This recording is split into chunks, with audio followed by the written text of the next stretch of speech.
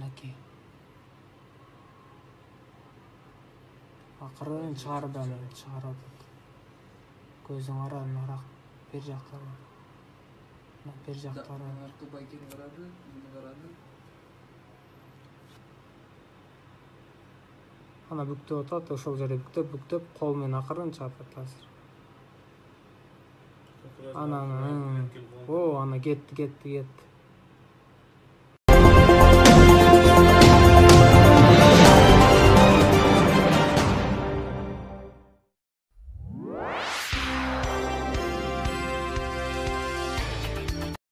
Дордойдон шым уурдап жаткан жигит видео байкоого түшүп калган. 4-июнь күнү Дордой базарынан жаш жигит шым уурдап кеткени видео байкоого түшүп калган. Жабыркаган сатуучу видеону чыгарууну суранганын Блеск Лист аккаунту жарыялады. Саат 15:12 Дордой базарынан уурулук катталды. Эгерде өзүңдү таанысаң, алган товарды кайтарып бер, болбосо милицияга арыз жазабыз дейт автор.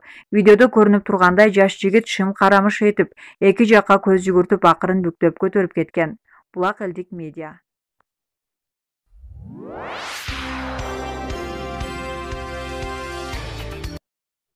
Абактан чыгаарда аттестат алган 41 жаштагы Акылбек Казакстандагы окуя. Аттестатын алган күн 41 жаштагы Акылбек үчүн кош майрам болгон, себеби ал эртеси эле эркиндикке чыкмак.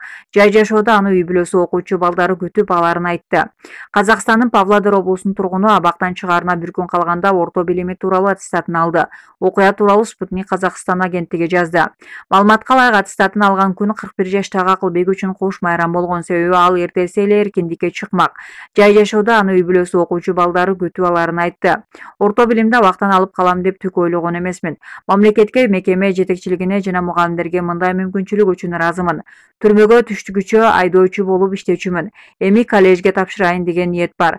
Жазамды жөнөтөбөй окуп орто билим алып калдым, деди Акылбек. Павлодар облусундагы түрмө начальнигинин орун басары Болотбек Төлөбаевдин айтымында, абакта китепканадагы бар мугалимдер жазасын өтөп жаткандарга сабак берүү үчүн шаардан келип турушат. Окуу программасы кадимки мектептеги программадан эч айырмаланбайт. Карантин учурунда орто билим алып жаткан камактагы адамдар башка мектептердегидей эле окуган жок. Аларга үй тапшырмалары кагаз аркылуу берилип жатты, деди Төлөбаев. Быйыл Павлодар облусундагы түрмөнүн алдындагы мектептен 81 адам аттестат алган. Булак Спутник KG.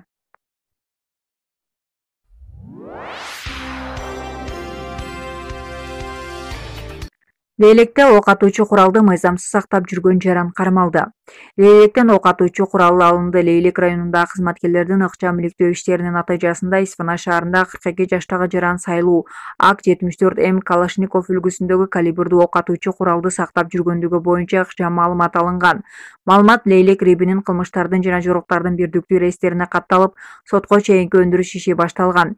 Лейлек рибинин ыкчам кызматкерлеринин жүргүзгөн ыкчам иликтөө иштеринин натыйжасында Лейлек районунун Исфана шаарынын 42 жаштагы тургуну Саркент талаасына жашырып койгон жеринен Калашников үлгүсүндөгү 5,45 мм калибриндеги ок атуучу курал 6 даана 5,45 мм октору менен алынган. Азыркы күндө бул факты боюнча тийиштүү экспертизалар дайындалып, тергөө амалдары жүргүзүлүүдө. Ал эми кармалган 42 жаштагы жаран убактылуу кармоо жайына киргизилген. Булак Супер KG.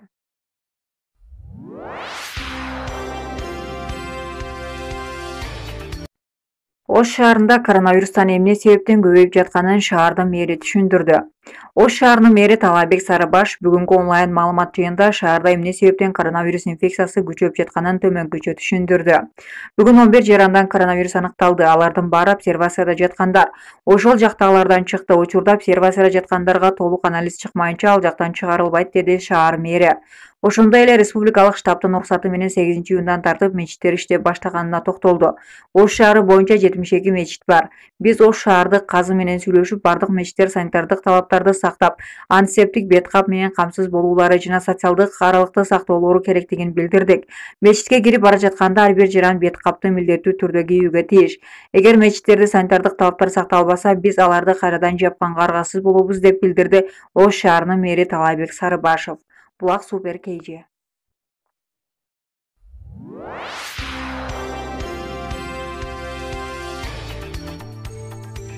Казакстанда митингге чогулгандар кармала баштады. Казакстандын бир нече шаарында тынч жыйындар жөнүндө мыйзамга нааразычылык билдирүү үчүн митингге чогулган ондогон адамдар кармалды. Нур Султан шаарында полиция акция өтөөр айтылган аянтка эрте келген 10 чукул кишини кармап кеткенин Азаттыктын казак кызматынын кабарчысы билдирди. Анын айтымында полиция аянтта коронавируска каршы дезинфекция иштери жүргүзүлө турганын жүйө келтирген. Алматы шаарында да полиция жолду туруп өлкөдөгү тыюу салынган Көчө партиясынын митингге чыккан 10 мүчөсүн алып кетти. Кызыл Ордо, Шымкент, Семей шаарларында да ондогон адам кармалганы кабарланууда. 6-июнда Казакстанда митинг өткөрүүгө тартибин оорлоштура турган тынч жыйындар жөнүндө мыйзам күчүнө кирди. Буга байланыштуу Бозгундагы оппозиционер Мухтар Аблязов негиздеген Казакстандын демократиялык кыймылы жана журналист-активист Жамболот Мамай жетектеген демократиялык партия түзүү боюнча демилгөлүү топ талапкерлерин митингге чыгууга чакырган. 2 күн мурда Казакстандын саламаттык сактоо министри Элжан Биртанов коронавирус пандемиясы маалында жарандарды митингтерге чыкпоого үндөп, массалык иш-чараларга тыюу салынганын, адамдардын топтолушу инфекциянын жайылуусуна шарт түзөрүн эскерткен.